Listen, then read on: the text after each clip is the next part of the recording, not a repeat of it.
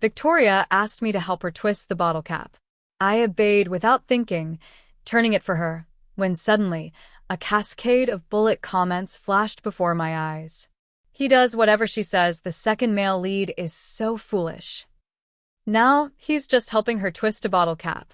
Soon enough, he'll be raising her kids. I frowned, a tight knot forming in my chest as I rejected the absurdity of it all. Casually, I muttered, "Can't you do it yourself?" Victoria stared at me in disbelief, and the comments went wild, flooding the screen. Has the second male lead finally woken up? I hope he stops being so foolish for the heroine and lets us be happy on our own. She raised her hand, touching my forehead lightly. Martin, what's wrong with you? It's just twisting a bottle cap, and you can't even do that. I shrugged her off. You have hands.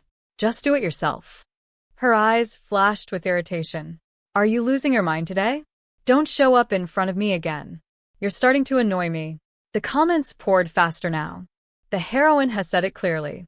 I'm begging the second male lead to stop being so stubborn.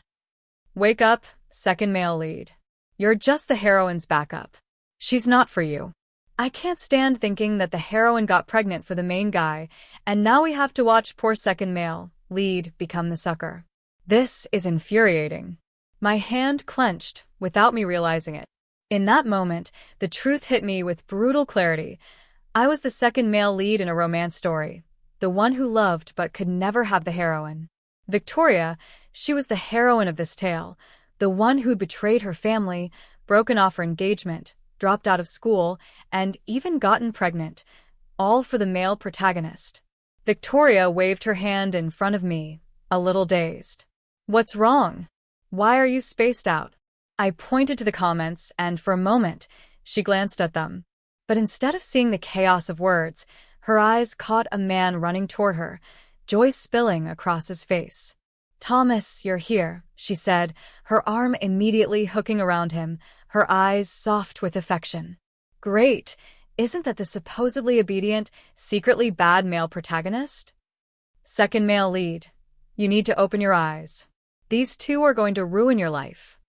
Please, second male lead, run away. Don't stay with these crazy people. I looked at the comments, then at Thomas, the male protagonist. My brother, my childhood friend for 20 years. A year ago, she had chosen him over me. I had always thought of Thomas as my simple little brother, maybe with some harmless schemes, never someone who could hurt me. Yet, the comments, the reality, and the bitter ache in my chest made me realize Victoria might have set me up, that she might have ruined my life deliberately. I couldn't believe it. We had been friends for so long. How could she betray me? Victoria, it's time for class.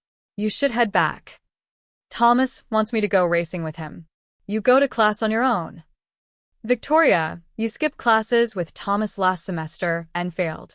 If you skip again, you'll be held back or even expelled.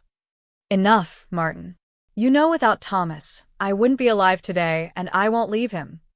With that, she walked away, jumping onto Thomas's motorcycle, leaving me behind without a second glance. I stood frozen, watching her retreating figure, feeling the weight of helplessness crush me, but I had no right to stop her. Then more comments appeared. The heroine is basically ruining herself now. After this race, she'll be in a cast for half a month. She used to be a good girl, but look at her now. If it weren't for the male protagonist, she wouldn't have fallen this far. Second male lead. Don't follow them. Let them destroy themselves. Don't get in the way. I stopped, my heart pounding as the words washed over me.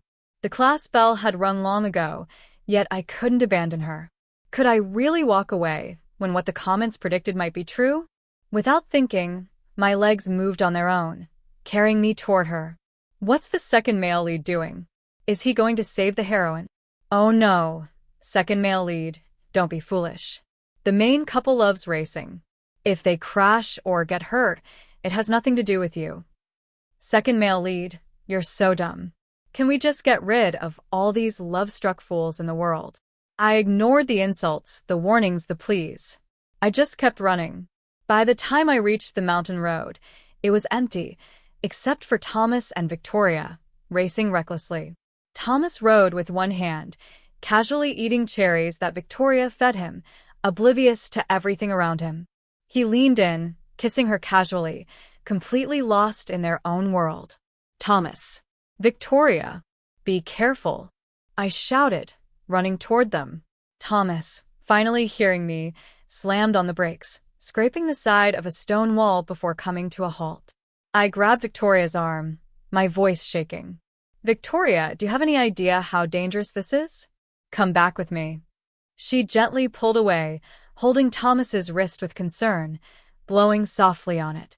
Thomas, does it hurt? Let me blow on it for you. In that moment, I felt invisible, like an extra in their story, wishing I could sink into the ground. Is the second male lead stupid? He's practically become part of the male and female leads flirting.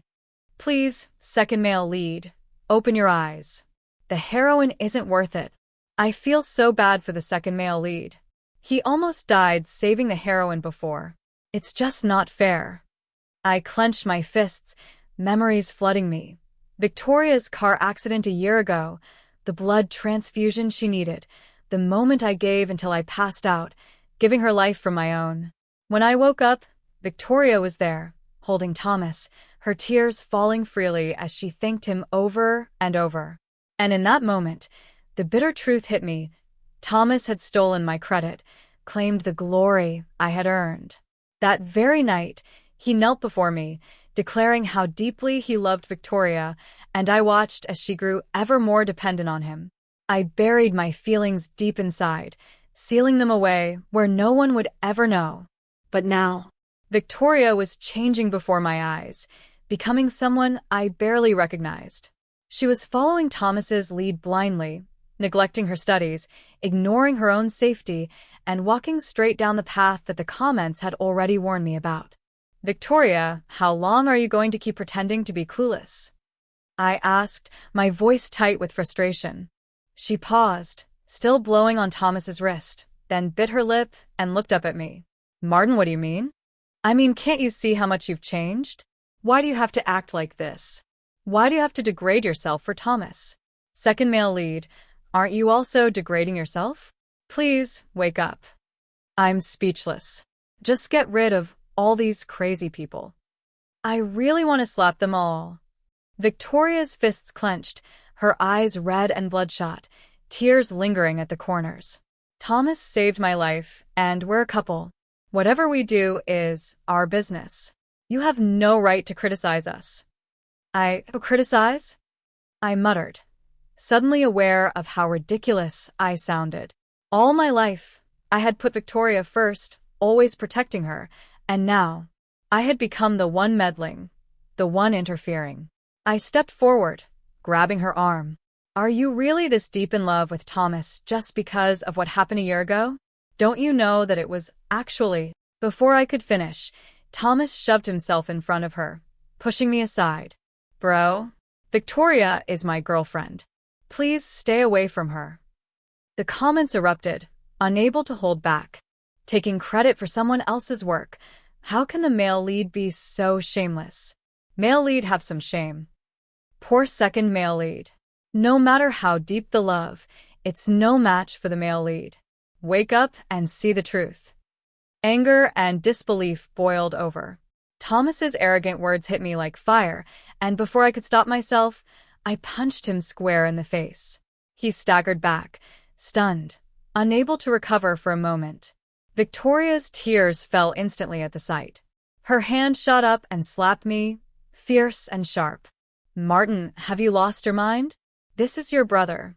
How could you hit him? I touched the sting on my face, gritted my teeth, and swallowed back my own tears. I grabbed her hand, pleading, come back to school with me. Don't do something you'll regret. Martin, what's wrong with you today? She snapped, jerking her hand away, looking at me with disdain. But when she turned back to Thomas, her eyes softened, filled with warmth and affection. Thomas wiped the blood from his mouth and took her hand gently.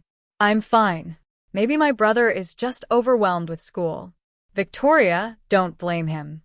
But she couldn't hide her worry. Her voice trembled as she touched the bruise on his face. He hit you so hard, how could you be fine? She looked at me, tears streaming down, eyes sharp with fury. Martin, I know what you're trying to say, that you were the one who donated blood for me, but let me tell you, I've always loved Thomas. It was never about that blood. In that moment, it all became clear. Victoria had always been honest with her heart. I had been foolish to think that donating blood and passing out for her could ever earn her love. She had never loved me. It had always been this way. The second male lead is about to cry. The heroine never cared about his life. Second male lead, don't be foolish. The world is so big, don't waste your time on these two. Go ahead, there's someone better out there. Second male lead, just go. Victoria. Thomas's voice shook, and it only made her look at him with more pity. Don't blame my brother. It's my fault for being with you. Thomas, I love you. It's always been you. She stood, and together they walked away. The empty land stretched before me, a motorcycle abandoned, sand drifting in the wind, and only me left behind. I trudged back to school, weighed down by despair, haunted by nightmares that lasted the whole night.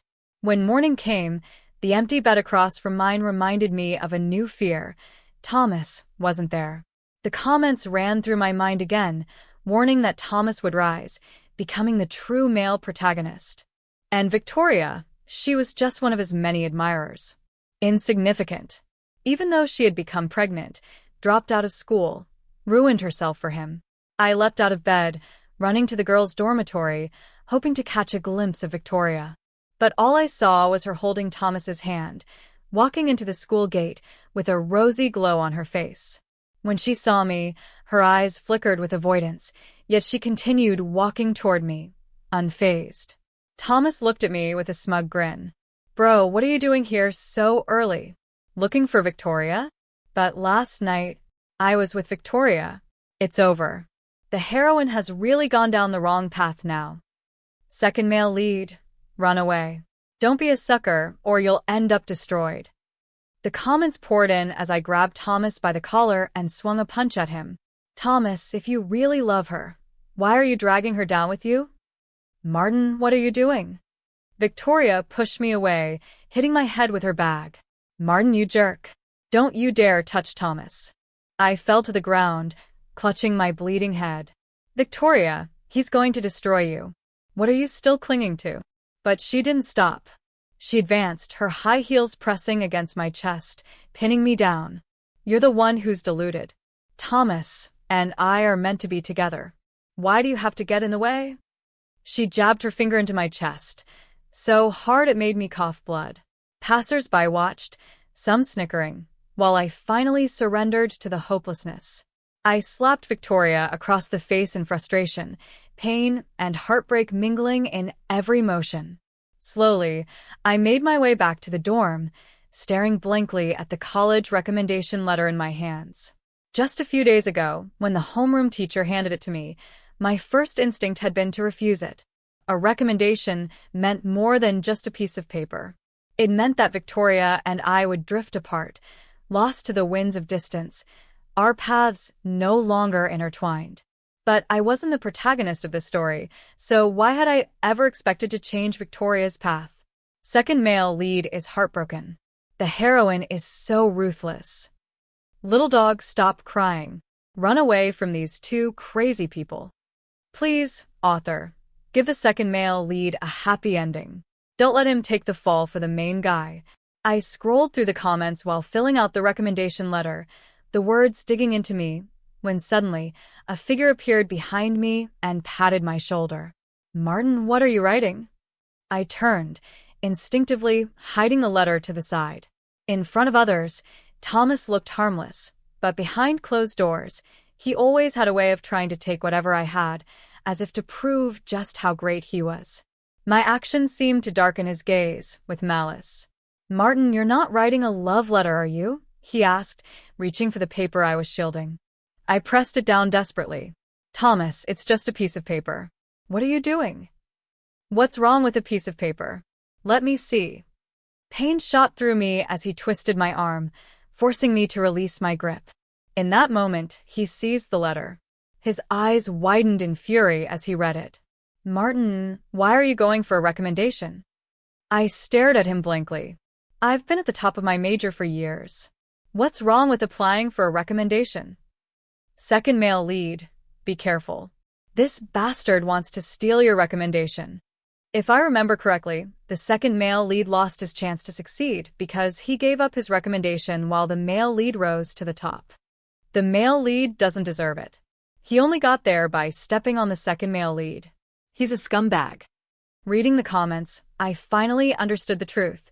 I was just a stepping stone in Thomas's climb to success. Thomas met my gaze, sharp and calculating. Give me the spot. I couldn't believe it. Twice I scoffed. Thomas, you've always been my little brother, so I let you have whatever you wanted. And now you're asking for this. I yanked the letter from his hands. Even if I wanted to give it to you, do you deserve it? Thomas's fists clenched, rage burning in his eyes. If you don't give it to me, I'll tell Mom and Dad to cut off your allowance. I couldn't help but laugh bitterly. Don't you know they haven't given me an allowance for a long time? Despite being a ning, I had always been the forgotten one. Thomas froze, dumbfounded, then lifted his chin with a sneer. Martin, stop lying to me. I'll go tell Mom and Dad to give me your spot. Without another word, he left in a hurry. That night, I got a call from Mom, summoning me home immediately with instructions to buy a late-night train ticket. When I stepped off the train, ticket in hand, the tears I'd been holding back finally fell. And then I noticed her, Victoria, standing in the corner, watching me. What are you doing here? I asked. It's over.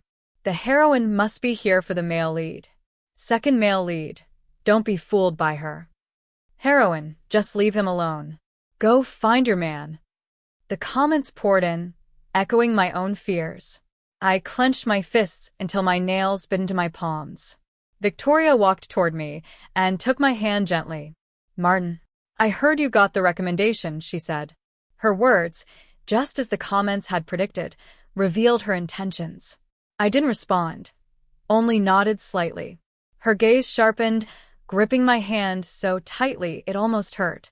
Martin, please give the spot to Thomas. You know he really needs this opportunity. Victoria, what if I need it too? I whispered, bitter laughter escaping me. It's okay, Martin. Without the recommendation, you can still take the entrance exam or find a job. You have plenty of options. I laughed bitterly again. To Victoria, my well-being meant so little. Victoria, stop trying to project your love for Thomas onto me. I don't need to pay the price for your love for him. No, it's not like that. Martin, you don't understand. He was crying in front of me this afternoon, feeling so wronged. He really needs this chance. I shook off her hand. I'm going home. Martin, you have to agree. But I ignored her. After a night on the train, it was already 7 in the morning, and I could barely stand. Yet Victoria clung to my sleeve, refusing to let me go. Second male lead, give the heroine a slap. Wake her up. Can love-struck fools just leave the world? This is so frustrating. It'd be best if the male lead showed up now, saw the heroine clinging to him, gave up. They all go their separate ways, and everyone's happy. I didn't slap her. 20 years of friendship, childhood memories, made pushing her away feel like tearing myself in half. But as the comments had predicted, Thomas arrived with my mother, Zara. Martin, you. Thomas's voice cut through, and he immediately pulled Victoria toward him, feigning pitifulness. Victoria, you and your brother. Seeing the redness in his eyes, Victoria hurriedly wiped his tears and explained, No, Thomas, nothing happened between Martin and me. I just came to ask him to give you his recommendation spot. Hearing that, Zara stepped forward and slapped me across the face, leaving me stunned, hurt, and speechless. Martin, I shouldn't have had you. All of Thomas's brilliance must have been stolen by you, she snapped. Her words felt absurd, yet I had long known she believed Thomas deserved to be the best, and my strengths were always only a theft of his glory.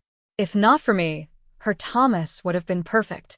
I swallowed my tears, refusing to let them fall, and looked up at her. So, what, Mom, do you think I should give Thomas my recommendation spot? Isn't that what you should do? If it weren't for you, Thomas wouldn't have suffered so much. You should repay him. Why should I? Am I not your son? In terms of suffering, has Thomas ever endured even a fraction of what I have? The comments flooded my mind. Family really can ruin people. If it weren't for this mom, maybe the male lead and second male lead could still be good brothers. Second male lead, don't let your mom emotionally blackmail you. You didn't do anything wrong. Zara didn't say another word, just shot me a glare sharp enough to cut glass and dragged me into the car. I sank into the front seat, eyes fixed on Thomas and Victoria in the back, wrapped up in their little world, acting all affectionate. The way Zara noticed me staring made her glance my way, her look icy, almost lethal. I didn't argue. I closed my eyes, chose silence over conflict. By the time we got home, the exhaustion from the overnight train ride hit me like a wall. I collapsed onto the bed, letting sleep take me instantly, heavy and deep. But it didn't last. The blanket was ripped away before I could even sink into comfort. I opened my eyes with effort, only to find Thomas grinning slyly, holding my blanket like it was some playful joke. "Bro, don't be mad," he said, his voice loud, teasing. "I was just thinking of giving you a thicker blanket." Zara appeared then, hands on her hips, looking down at me with clear disdain.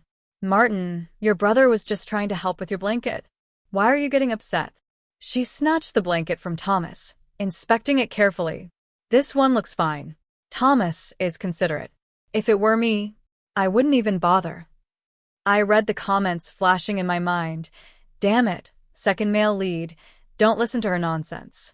Second male lead, tear that blanket open. There's probably moldy cotton inside. How can a mother be so shameless? A mix of doubt and disbelief churned in me. I wiped my eyes and grabbed the blanket from Zara's hands, ripping it apart right there. Old, blackened cotton tumbled out. And in that instant it hit me. To Zara, my comfort had never mattered. All my years at home, always the one with colds and fevers, and it had always been my fault. I was too fragile. But really, giving me these cheap, awful blankets was her idea of kindness. Zara stepped back, guilt flashing across her face. "What are you doing?" she demanded. I shook my head, biting my lip, trying to keep calm. "Nothing. Just curious how a blanket like this could possibly keep someone warm." She gripped her clothes, turned her face away. "You've been at university, always away. How could I know anything about the quality of these blankets?" "Say what you want," I murmured, voice low. "I just want to rest after the long train ride. I'm too tired to argue." Victoria's voice floated in from the living room. "Auntie, Thomas, the food's getting cold. Aren't you coming to eat?"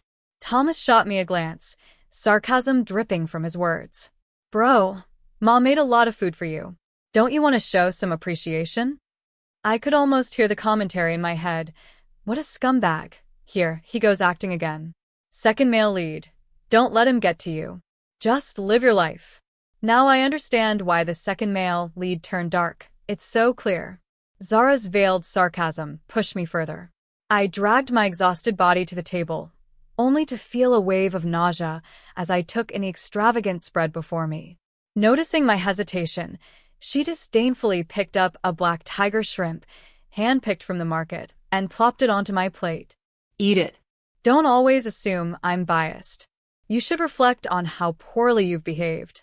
Tears stung my eyes as I gripped my chopsticks. I can't eat shrimp. You know I'm allergic." Panic flashed across Zara's face. She grabbed several pieces of food, shoving them into her own mouth, then slammed her chopsticks down. "Martin, I heard you got the recommendation." The comments flooded my mind. Disgusting, so desperate to show their intentions. What kind of mother is this? Second male lead. Don't fall for your mom's tricks. If you give up the recommendation, your life will be over. You're going to be excluded from everything. Your life will go downhill. I paused, thinking back to the original path. If I gave the recommendation to Thomas, I'd fail my graduate exams, struggle to find work, and become nothing while Thomas manipulated me into covering his company's shady dealings, possibly sending me to prison for life. I nodded. "Yes." "So what?" Zara's expression darkened with anger. You know how hard Thomas has it. You should make way. Just give him the spot. I picked up my food, staring at the few grains of rice and that shrimp I couldn't touch. The recommendation is based on grades. He doesn't have them. It doesn't matter. I can use money to make connections for him. She shot back, voice sharp. It's not a problem. I sneered. Zara had never given me a cent since I left for university. Who had it harder, really? Since you have so much money, why don't you just buy a recommendation spot for him? I countered. Martin, Thomas is your brother. What's wrong with giving him the spot? Exactly. Thomas has worked hard. Why doesn't he deserve it? Victoria, teary-eyed, leaned against Thomas. Really? I stood, walked over, lifting her chin gently. Then how about I give the spot to Thomas and Thomas, you give Victoria to me? Victoria jumped back, startled. Thomas's glare could have burned through steel. Bro, if you don't want to give it, don't. Why insult us like this? I paced, staring at the bowl of rice and shrimp that mocked me. Yes. I'm insulting you. Because, after all these years, haven't you insulted me enough? I asked, my voice steady. Zara feigned weakness, clutching her chest dramatically. Martin, I can see now. You came back just to make me angry. If you don't give the spot to Thomas, I'll pretend I never had you as a son. Then pretend you never had me, I said, turning and walking away without a second thought. But anger flared behind me. Zara grabbed a bowl and hurled it in my direction. Without missing a beat, I caught it, my tears falling into it. With a crash that echoed through the room, I flung it high, and the bowl shattered on the floor, just like everything between us had.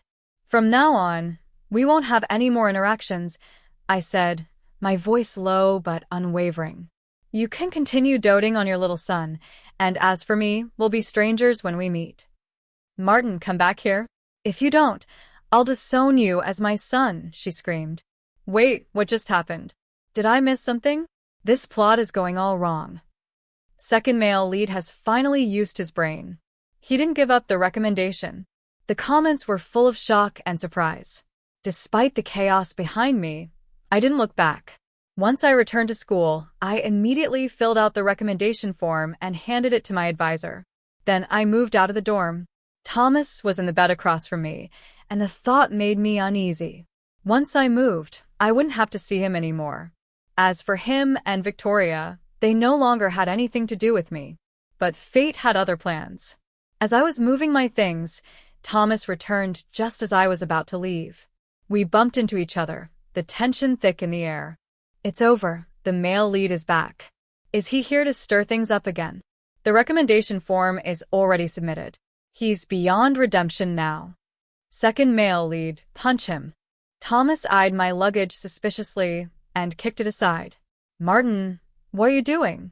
I'm telling you, you better go back and apologize to Mom. She's really mad this time. I pushed his hand away.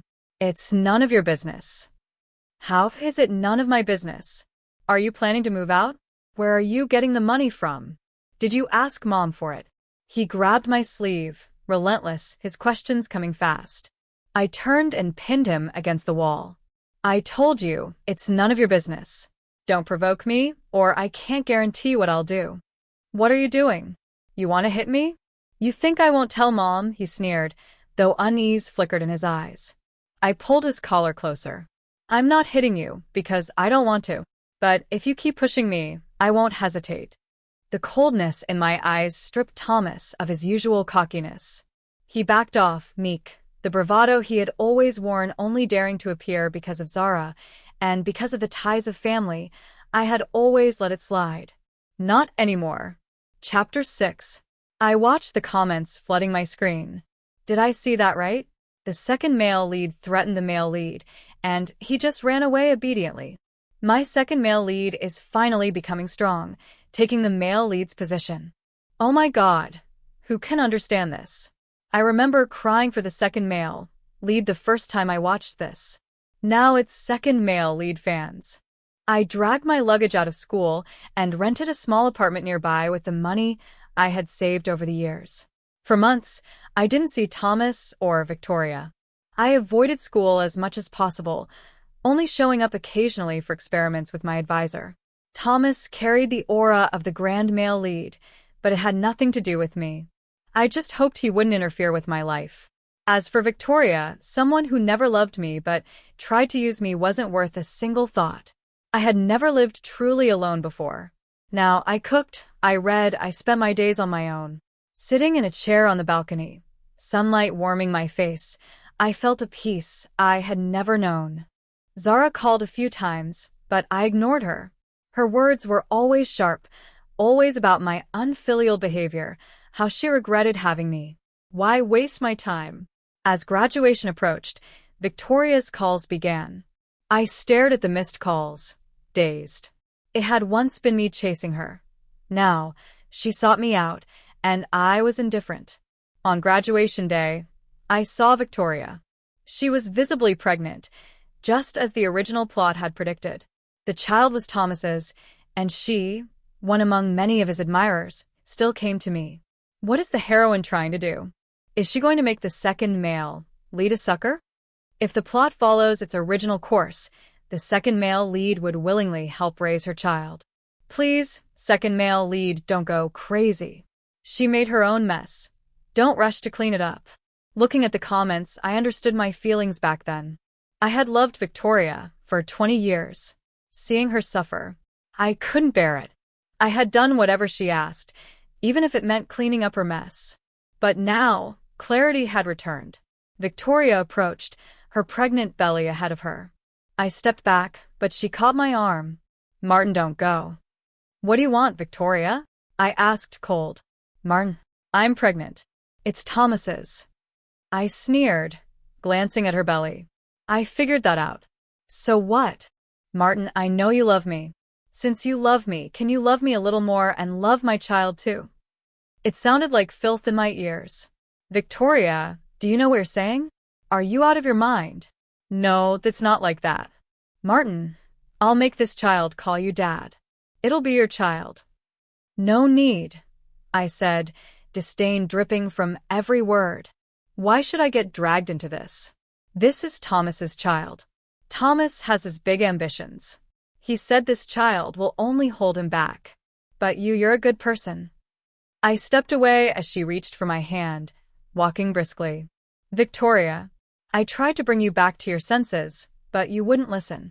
I heard her screams fade behind me, but I didn't care. I didn't imagine what her future would be. The comments disappeared from my screen. Either the story had ended, or I had left it behind. At least, I hadn't followed the original plot. I hadn't lost my recommendation spot. I hadn't become a sucker. I hadn't ended up dead. After graduating from a top-tier university, I pursued my doctorate. That spring, companies from all over reached out with offers. I went abroad, started my own company, and built a prosperous life. Years later, returning to my country, I saw someone lying on the street, wrapped in a tattered quilt, strangely familiar. Closer now, I realized it was Thomas. In the cold winter, wrapped in that torn quilt, he had already frozen to death. People whispered he had been on the verge of success, only to be ruined. His wife exposed his crimes, he spent 10 years in prison, and by the time he got out, his elderly mother was gone, his wife and children vanished. He was left alone, clutching the broken quilt, muttering, "I'm the male lead." And just like that, his dream shattered on a winter day. I never looked back.